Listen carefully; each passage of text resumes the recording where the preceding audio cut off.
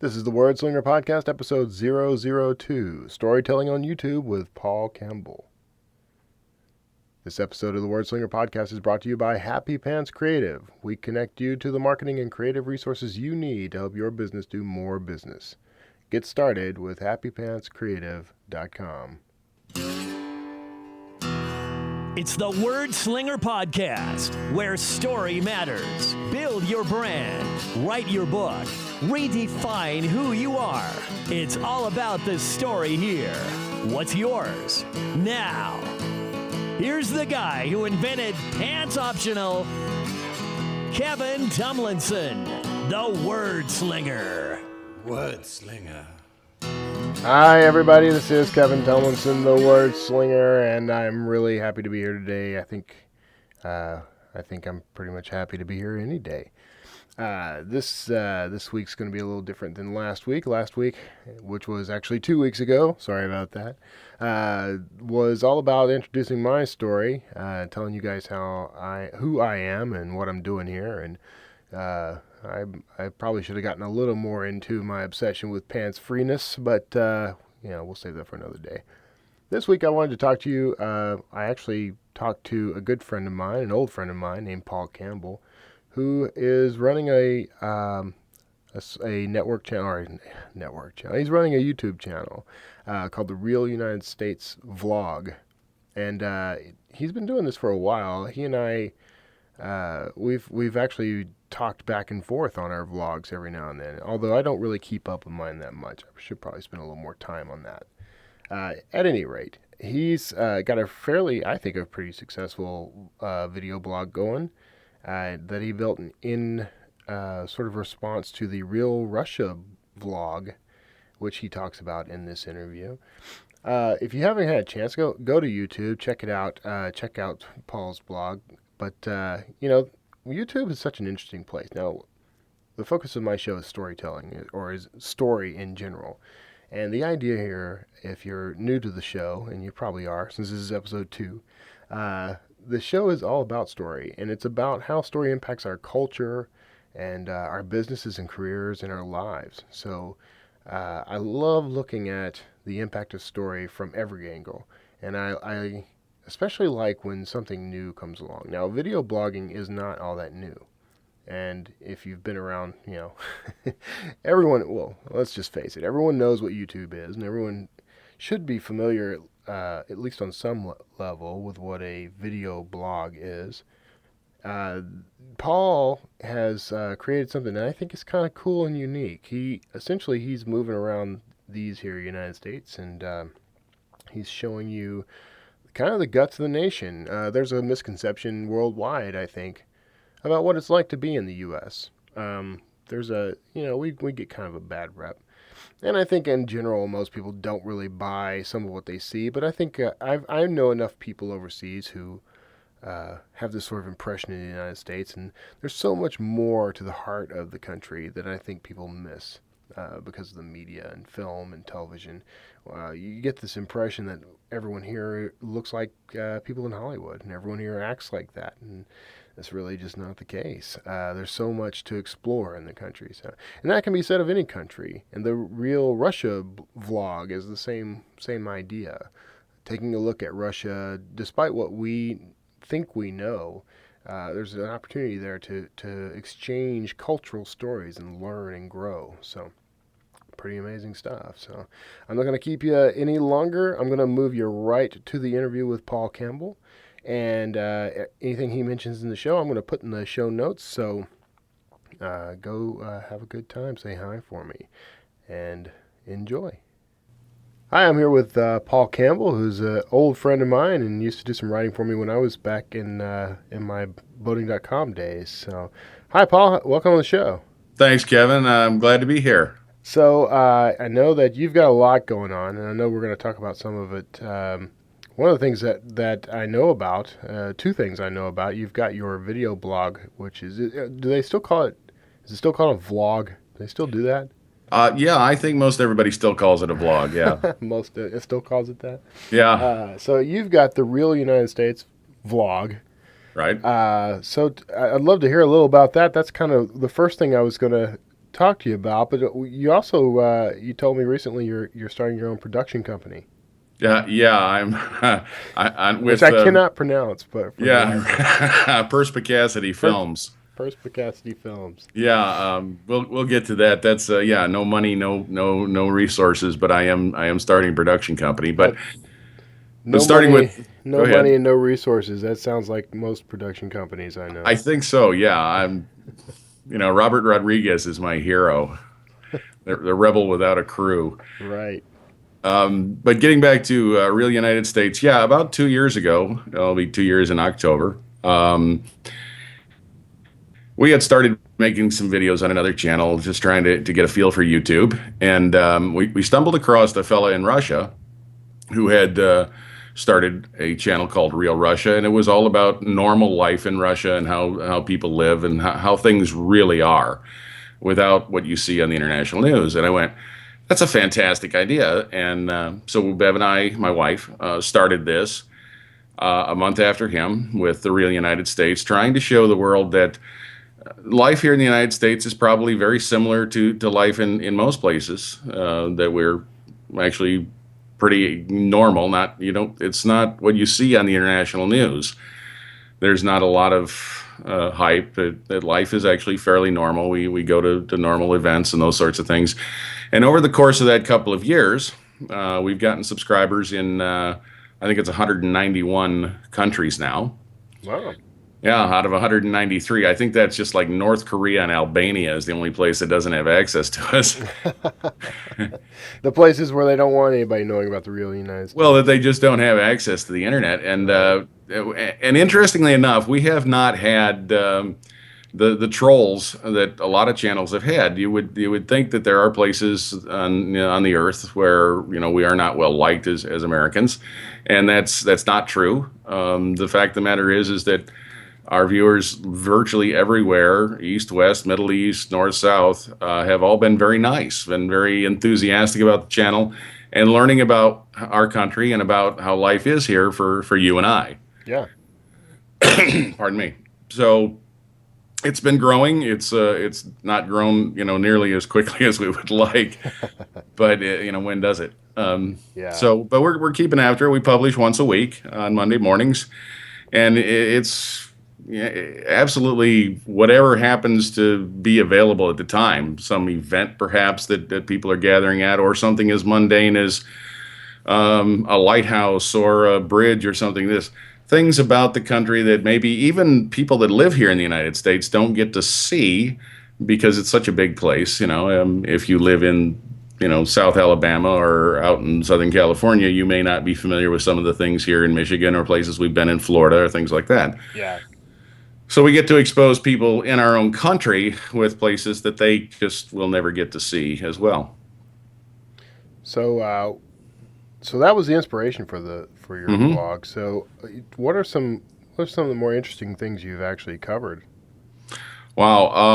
SpaceX launch out of the Cape Canaveral Air Wow. Force Station. We did a night shot there when they launched SpaceX.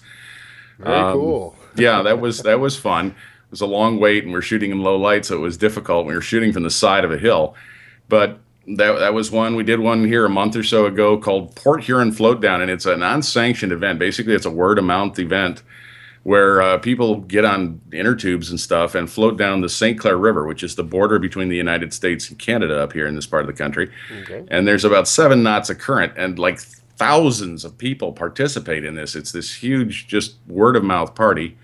So that was, it was kind of fun. There was people from all over the place that were involved in this. Boy, and we've done and strange things that we've done that have been successful that we didn't anticipate. And I know one of the things you want to talk about is story. To us, yeah. everything is a potential story. We had done a shoot in St. Augustine, Florida, at the fort, and on the way back, we saw an orange grove.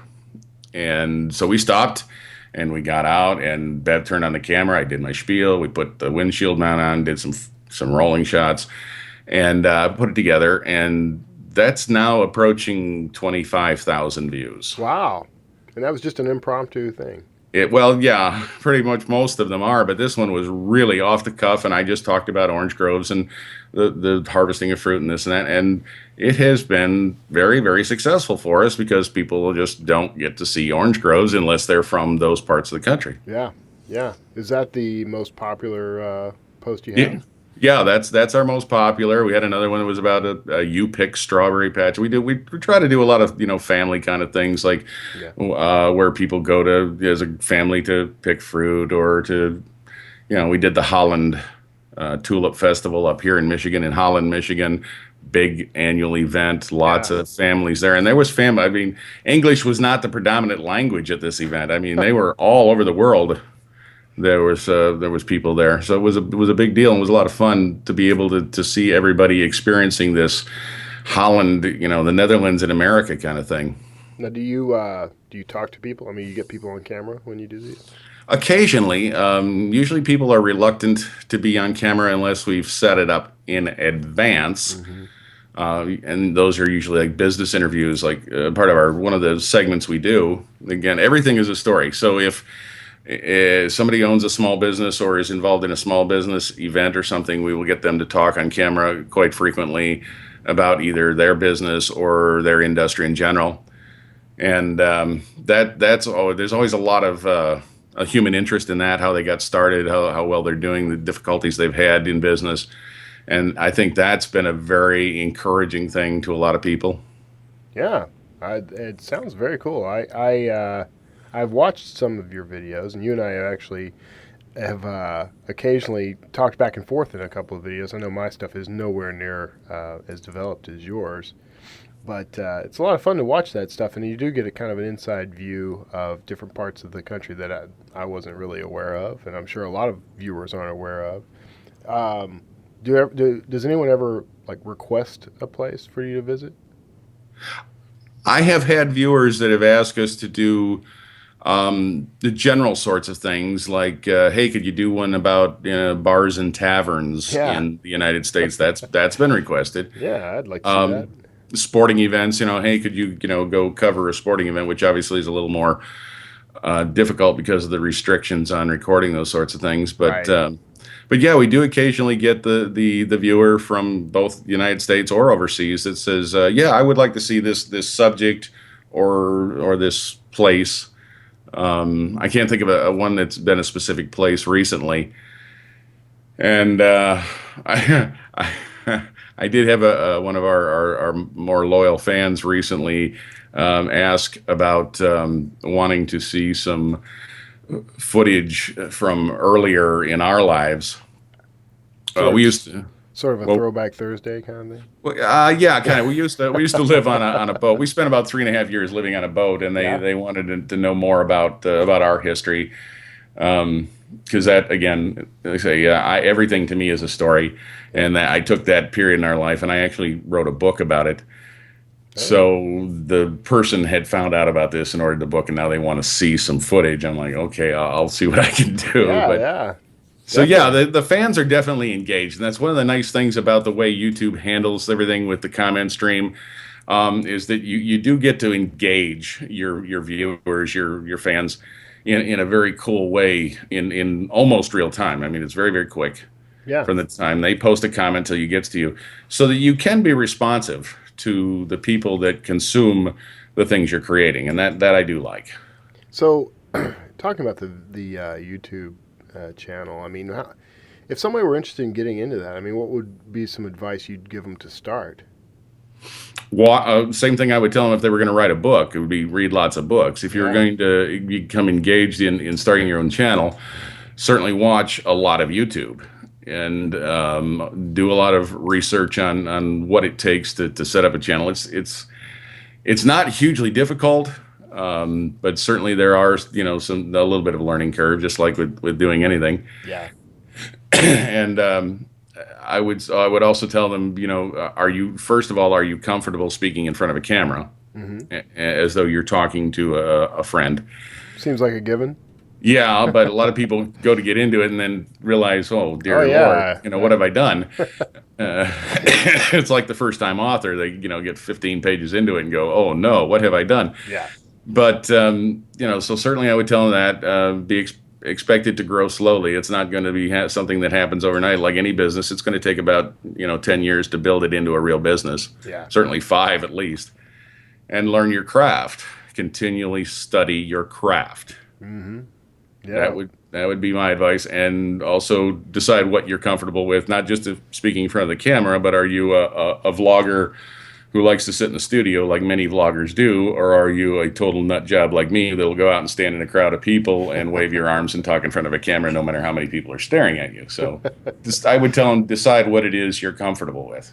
So you mentioned watching lots of YouTube. Are there particular channels you like to watch or that you'd recommend people would watch? Well, certainly I would recommend certain channels. Film Riot with Ryan Connolly. He shows you a lot about the techniques. He's a little more high end. Curtis Judd has a great channel about videography and about sound, which is incredibly important. That was one of the things that we learned by mistake, is that sound is just as important as the visuals. Mm-hmm. Yeah.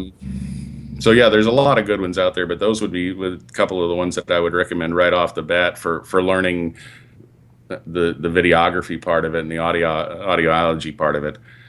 In terms of just vlogging, that's a matter of personal taste. There's so many millions of vloggers out there, and I would go and look for people who talked about subject that you're interested in. There's a lot of people are gamers, and they have gaming channels everywhere. They're ubiquitous.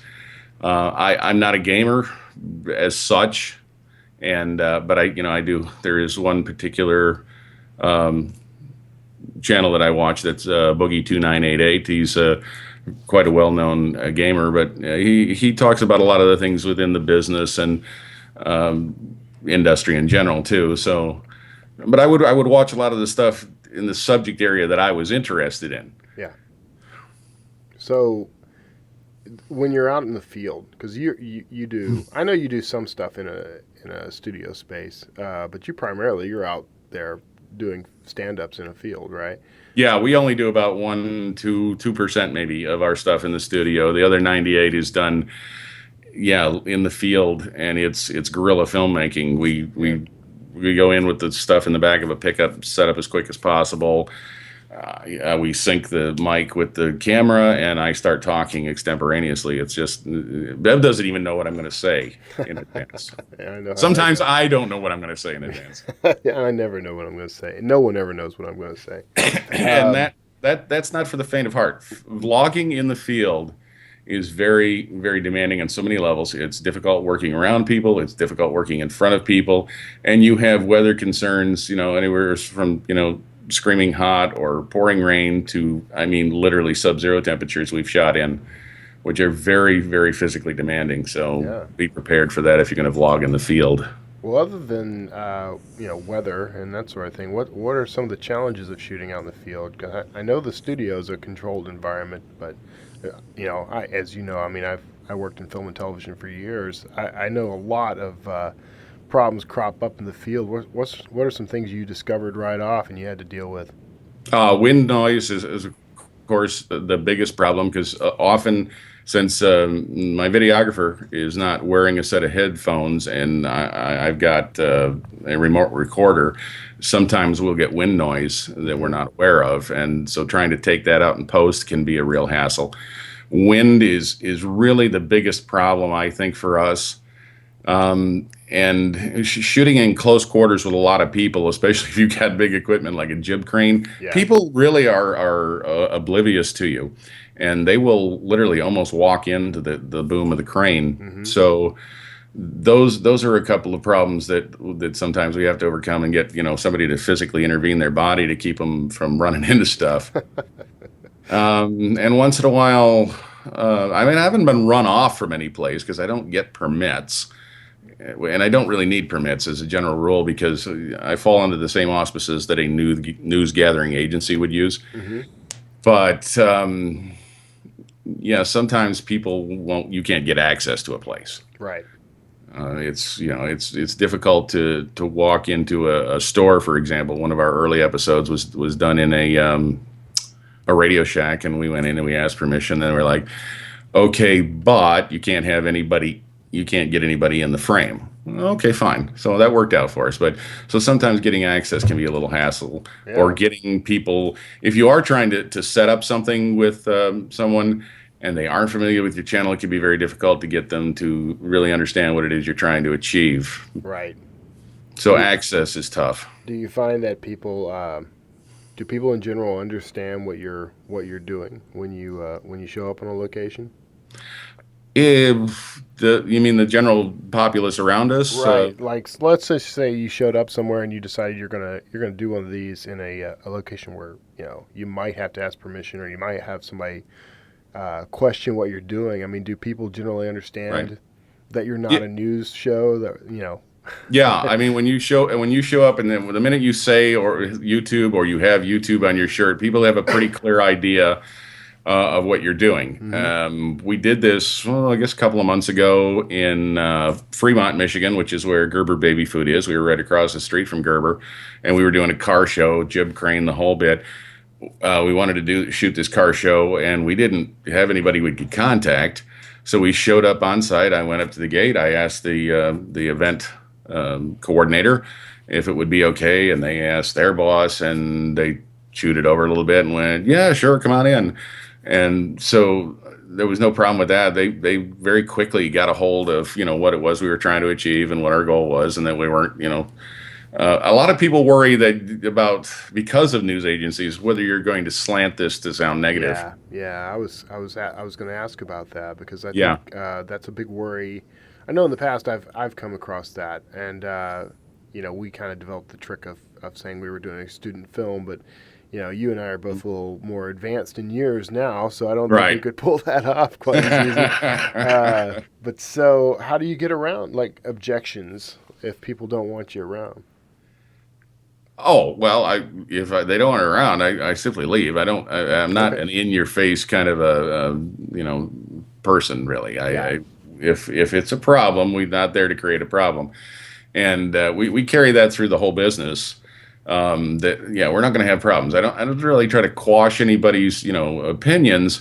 But for example, I mentioned earlier about trolls. If somebody comes on and they're really vitriolic, there's no debate. They get banned from the channel, and end of discussion. hmm, Because I want to create a safe environment for everybody that wants to be there. yeah. Have you had a So lot of that? not a lot, but it does happen. Yeah, I mean, it's a statistical reality that you're going to deal with trolls that are going to be vitriolic for no apparent reason. yeah, And so, boom, they're gone, and everybody else is allowed to play nice. yeah, And same thing, if we go someplace and somebody goes, "No, we really don't want you in here," it's like, okay, sorry, that's fine. I just thought I'd ask, and we move on, yeah. and we find the next. Because, like I say, there's an infinite supply of topics, of stories that we can pick. So out of 10, how many times do you get told that you can't shoot there? Oh, no, no, no, no! It wouldn't be out of 10. I mean, it would be out of 50. Maybe we'll get one. Oh, really? Okay. It's Wow. it's relatively rare. I mean, I went to a large cemetery here locally. I went up to the caretaker, and I explained who I was, what we were doing, what the intent of our show was, and yeah, that there's no problem as long as you're respectful. I went, absolutely, and we won't do anything or of course say anything that's disrespectful. Absolutely no problem. And we went, and it turned out to be, I mean, it played kind of average, but it was, I thought, excellently shot. Yeah. Lots of drama and pathos in a cemetery, ironically. That one actually, yeah, and it was shot in the fall with all the nice colors and everything. It worked out very well. Yeah. But it was one of those, and that was another one that was inspired by my colleagues in Russia, who had done one about cemeteries there, which are different, believe it or not. Hmm. There are subtle differences in cemeteries around the world, and so it was important for us to show the world this is actually what an American cemetery looks like. So if you didn't know that, yeah, you watch a few videos about cemeteries in other parts of the world, and they're out there. Yeah. You will find that there are subtle differences. So where do you take inspiration for most of the episodes? Oh wow, it varies. I've discovered over time that I have a propensity for bridges, and I realize that must speak to the idea that the whole premise of this channel is about connecting people around the world, and Yeah. bridges are a connecting feature. So, so if I see a bridge that fascinates me, I'll always video it. But um, inspiration comes from things like mostly mentally pictures, things that I think would be visually pleasing. Hmm. And so whether that's an event or a thing like a bridge or a lighthouse or a car show or something, something I think would be visually pleasing and yet has a topic that would be of some interest. I try to not only entertain, but I try to educate in the process of doing this. Yeah. And I'm not a I don't fall really well in either, fiction or completely nonfiction. It's this kind of well, you remember the days when I used to write for you. I wrote, nonfiction material that had a humor story Yeah. Yeah. wrapped around it. So I think that I've carried that on through the years, and whether in my writing or in the videos. So inspiration is largely visual in my mind. If I think, hey, that is a good visual, then I can do the words to go with it. Yeah. So um, I've watched as you've sort of progressed in technology, as you've built up. So you you started from, I guess, humble beginnings there, right? And now you're a little more advanced. But I'd love to hear a little more about the progression there. But I'd also like to hear, like, what would you recommend to the startup video blogger? Like, what equipment is absolutely essential? Okay. Yeah, we went to the store and we bought a Sony CX210 camcorder because it's shot in 1080 interlaced 1080i, Hmm. and I handed it to Bev and said, "Okay, point it at me and I'll talk." I mean, literally, that's what happened. And she went, "Fine. How do I turn it on?" So absolutely no clue. I think if I had it to do over again, I'd have maybe done a little more studying. Yeah. But absolute necessity is something that shoots in 1080, and to go with that is some sort of a lavalier mic and a pocket recorder.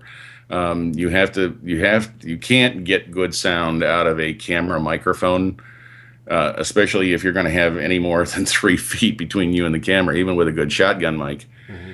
So it's absolutely a necessity that you have a pocket recorder with some sort of either a lavalier mic or a handheld mic if you prefer, and that you shoot in at least 1080i. And I always give 3 claps to sync the audio between the two, so that when I go into post, I can line up the audio and the video so that my lips and the words actually match. And that's an absolute bare minimum. Oh. After that, then you start getting into, okay, I want to shoot in progressive. I need, something with a bigger or smaller f-stop so I can get, more light into the lens. Hmm. And I want to, I want to record instead of in MP3. I want to record in WAV because if uncompressed is a better sound.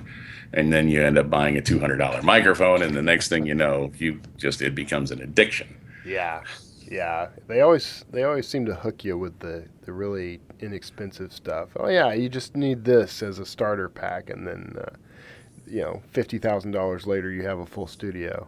No, I know. I mean, I've seen a lot of your videos where you shot, I guess, with a phone, right? Yeah, yeah. A lot of the stuff and it's a very casual way to do it, and I think that Exactly. a lot of video bloggers seem to be going that direction. And I've picked up my more professional rig and shot stuff, but I will say from my end, there is a lot more complexity in doing it that way. And for something so casual, yours have more production value than my stuff. Mine is, me. That's what I call it, our we time, right? That's my little Right, love right. letter, my love letter to you guys. And so it's more fun for me to do it that way. And then if I need to produce something high end, I can. What do you find as far as do you ever just kind of get tired of all the complexity? I mean, have you found ways to sort of simplify the process for yourself? Well, I mean, I guess the process, we've done it so many times now. Now it's all easy. Yeah, that it's relatively. Although now I'm making the jump from Avid Studio to Adobe Premiere, and it's not easy anymore. But that's for post production. But no, I mean, it's relatively easy for me because as I suppose you can pick up on, I can easily talk ad nauseum, and that's the easy part for me. Where Bev doesn't like to be in front of the camera, but she has. And what you may not know is that Bev actually has a physical condition that people aren't aware of. Her eyes were not in line when we met, and she had surgery to correct that. So she doesn't have stereoscopic vision. Oh, wow. And so she's very, very sensitive about this in the respect that she holds the camera dead steady. I call her the human tripod. I mean, a lot of those shots look like they're tripod shots, and they're not. She's holding. I actually thought they were tripod shots. That's pretty impressive. That's No, very impressive. that's a handheld shot by Beverly. And Wow. so we each bring a particularly talent to the table. So the complexity, no, I think what, I don't know, what maybe frustrates me sometimes is just matching the right music or getting the right levels between music and my vocals Yeah. is difficult. Music's always a problem. Trying to not, use the same thing over and over until it becomes hackneyed, and yet finding stuff that's royalty free. That can be incredibly time consuming. But no, what you got to remember, I live at 4330 north latitude, and so for us, what is probably the most frustrating thing is trying to carry this through the year when the winter months traveling is nigh onto impossible. Right. Yeah. And that becomes very difficult because we got to, like, we'll have a good story or a piece of a story. We were working on a series about Father Jacques Marquette, who, quite an important historical figure here in the United States. And so as we were working on this series, it was getting later and later in the year, and we did a piece on his final resting place, and the roads were nigh onto impassable, and it's an hour and a half drive even on good roads. So, yeah, that was frustrating because we wanted to get this done, and everything just wasn't cooperating. But technically, no. I think it frustrates Bev sometimes that I keep building toys. Yeah. Well, that's a given. Yeah, I mean, first it was the jib crane, and now it's the dolly cam, and I'm talking about getting a drone, and she's like, "Oh God, no." Now, you say building? Are you you're manufacturing these yourself? Or are you purchasing Yeah. them? Yeah. Oh, well. No, I designed and built the jib crane from the ground up. Oh, yeah. And the dolly isn't really a dolly cam so much. I built her a shoulder rig. Designed and built all that. But then the dolly part of it is actually a wheelchair, which I'm sitting in at this very moment. And this is a trick that I also, again, picked up from Robert Rodriguez. Yeah. So, yeah, there's a lot, but it's another thing I had to buy and is in the house. Yeah. But we've got, shoulder rigs and handheld stabilizers and the crane and God only knows what. And we've just getting started. So are you just pulling resources offline to find out how to do this stuff? Or are you... I get ideas about how to do it, and then I'll sit down with a sketch pad. I was a designer for many, many years, so I'll sit down and go, okay, now how can I make this work to my needs? Mm-hmm. Because for example, the crane, you see, dozens and dozens of DIY jib crane outfits out there, but they're not mobile. Yeah. Or they're not they're trailered. Well, we needed one. Because this is a heavy piece of equipment. We needed to be able to get on site without having to lug all this weight on our backs. So I ended up building it on top of a garden utility cart. Oh, yeah. That's actually very clever. And then strapping it down with cables and everything. So, I get inspiration and then sit down and work out a design that works for our needs and our challenges. Now, are you documenting these things that you're building and putting them on your channel? Not in the respect of this is how you do it, but I did do one on I've been doing ones on the gradual progression of the jib crane, for example.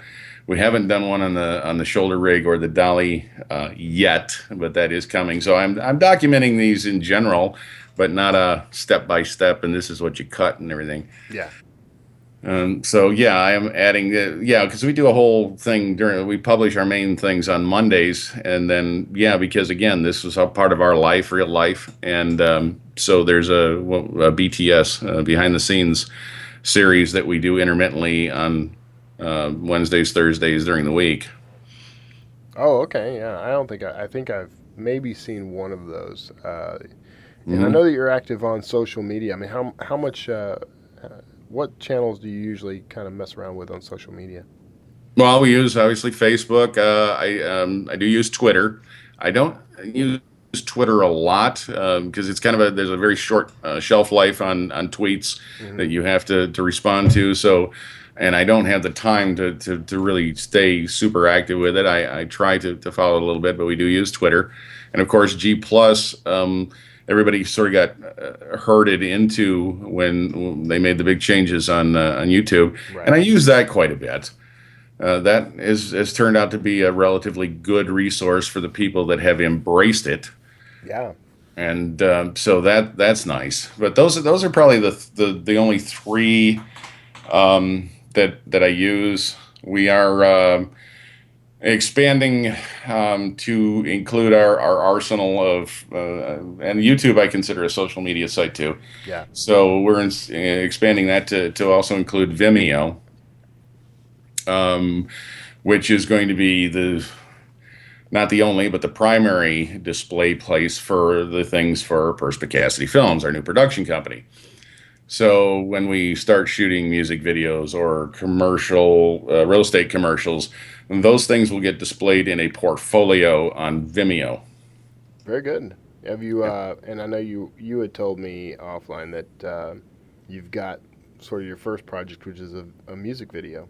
Yeah, we have a associate of Beverly's that was very interested when he found out about our YouTube channel and wanted us to produce this music video. He's a young fellow that does rap, and he wants to be able to put together a video that he can use then to present his skills. And I was like, yeah, absolutely.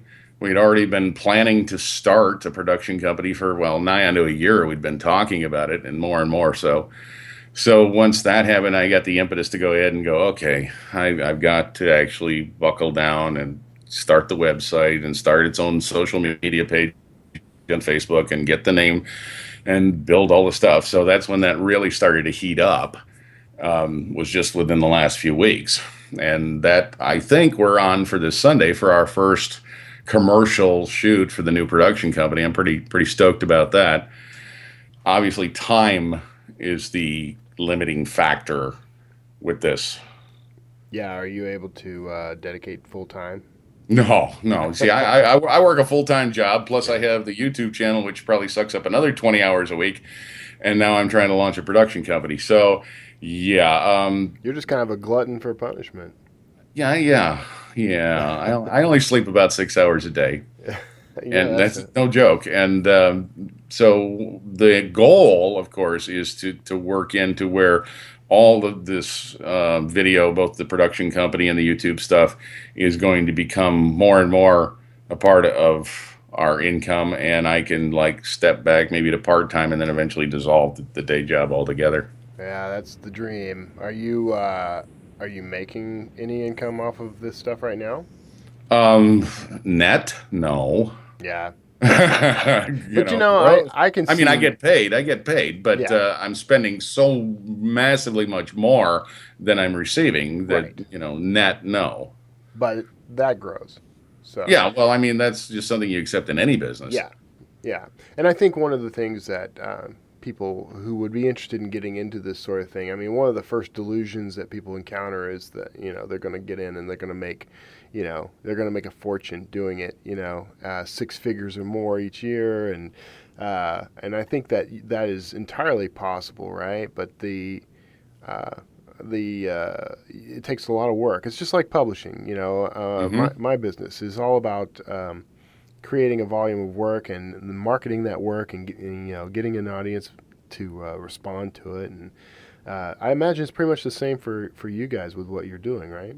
Well, I mean, yeah, and it doesn't really matter the medium, whether you're writing or you're making video, or I suppose if you're sculpting or painting, you're gonna invest a lot in time and equipment and materials and whatever to produce your thing before you ever sell it and see a dime, and you have to sell a lot of it, because you only make a small amount from each sale. I mean, it's the same with books. I've got a number of books in print, but you only get a small royalty on each sale. So you have lots of books over lots of time. Yeah, and it's the same thing. I mean, there's this thing you can't really talk about. What how much you make on YouTube and this and that, and that's true. That's fine. It's part of the community guidelines, but if you're going to make a good wage, you're going to have nigh on to 100,000 subscribers, Right. because not all those subscribers are going to watch every episode. Only a fraction of them are going to, and that's for YouTube. And with the production company, you're going to spend an enormous amount of money in advertising and in equipment and in travel and all that before you're going to start to see enough work stream, enough cash flow to be making a profit. And you just accept that. Just like if you were making ice cream, you'd have to have ice cream machinery and freezers and a storefront and all this before you ever sold your first ice cream cone. Right. How do you attract new viewers? Like, how are you getting people to come to the channel?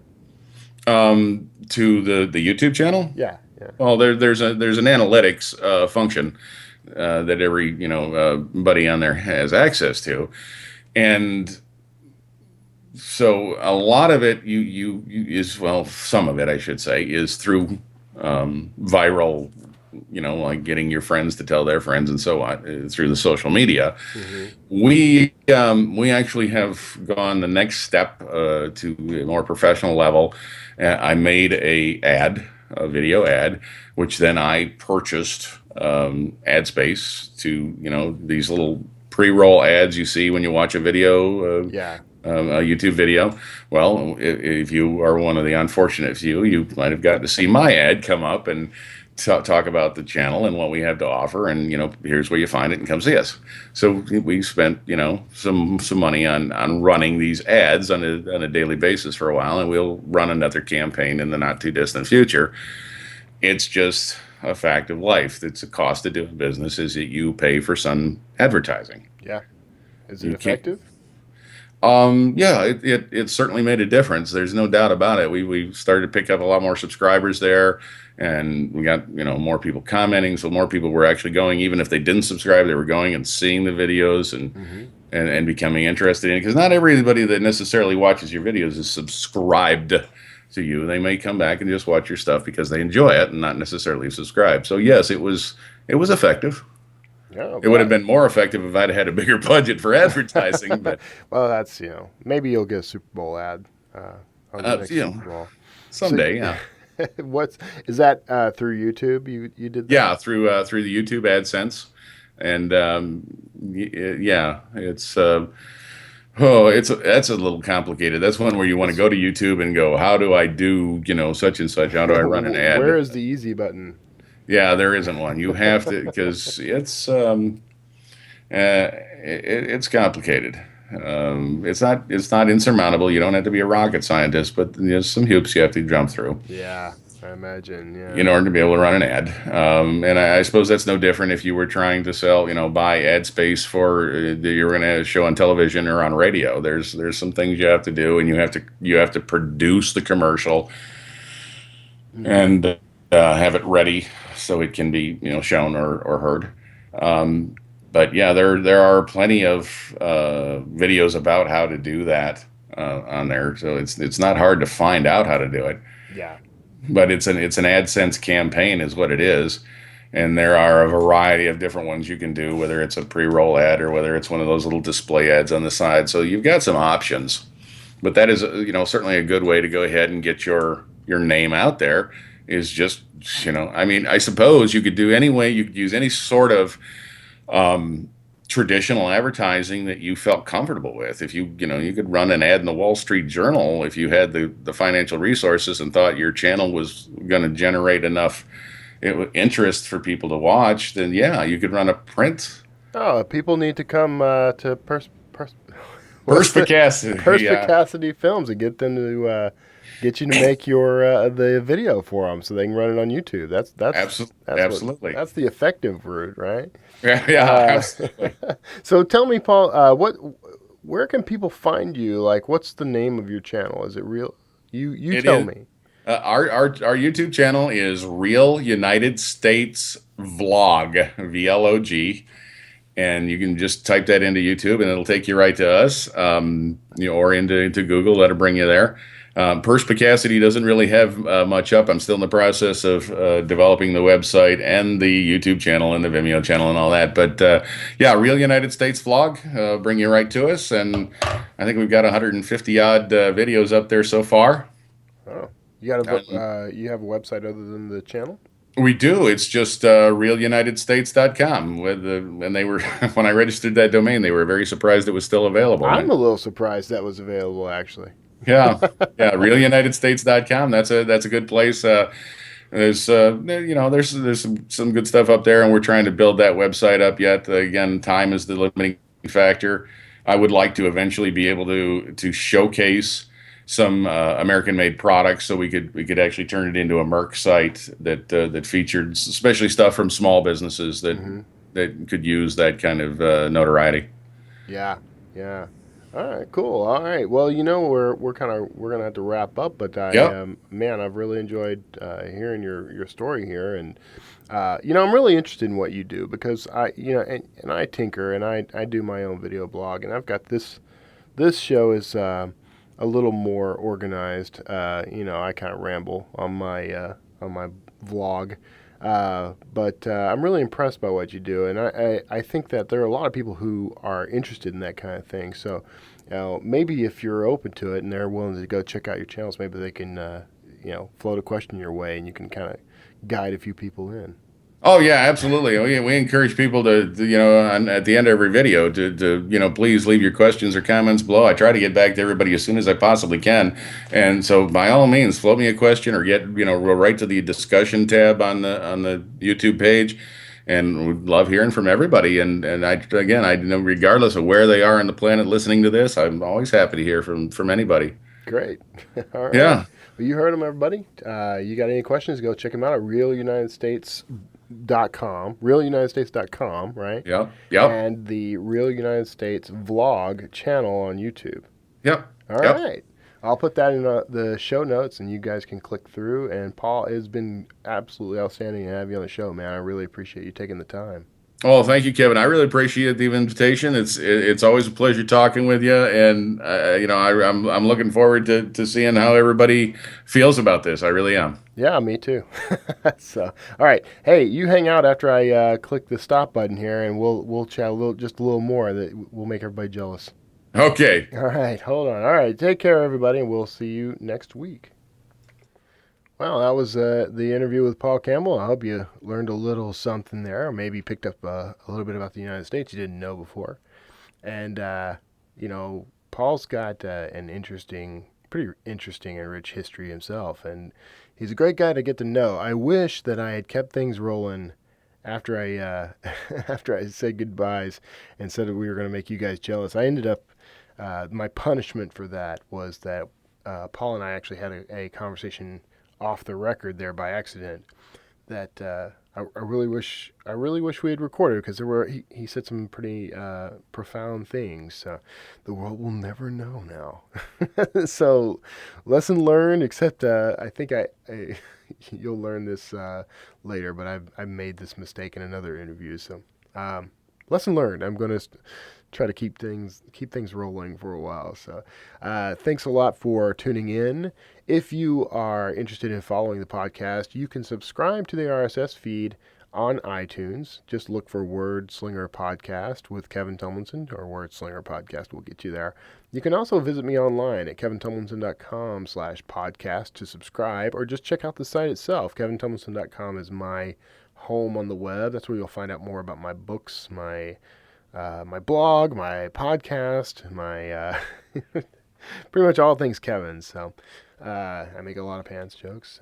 I just revamped the site, so if you've been there before, go check it out again, because I just released a whole new look for the thing, whole new look and feel, and I also offer author coaching. So if you are a natural storyteller and you want to get your story in between the cover of a book, why don't you give me a call?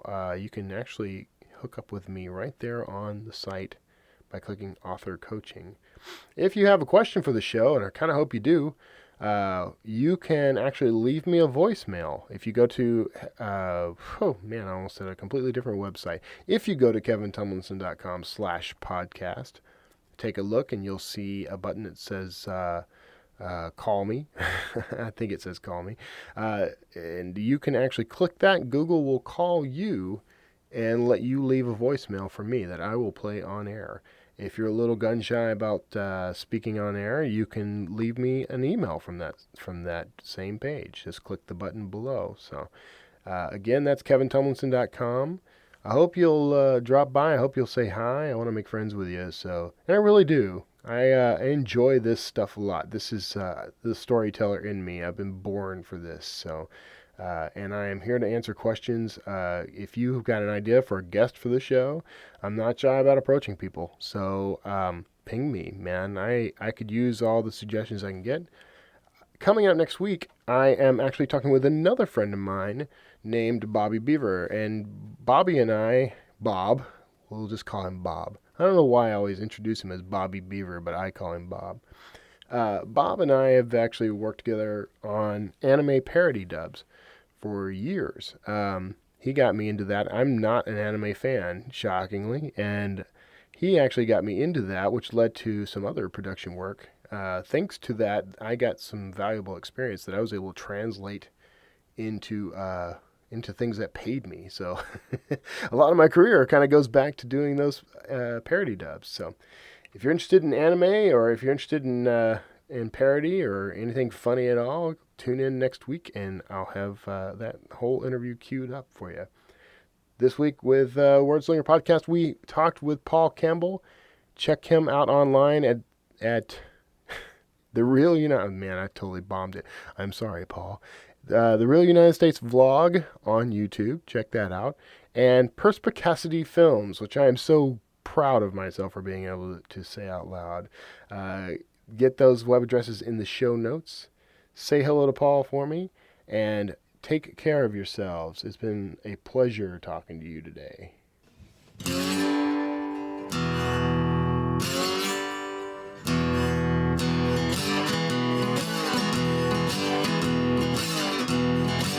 You've been listening to the Wordslinger Podcast.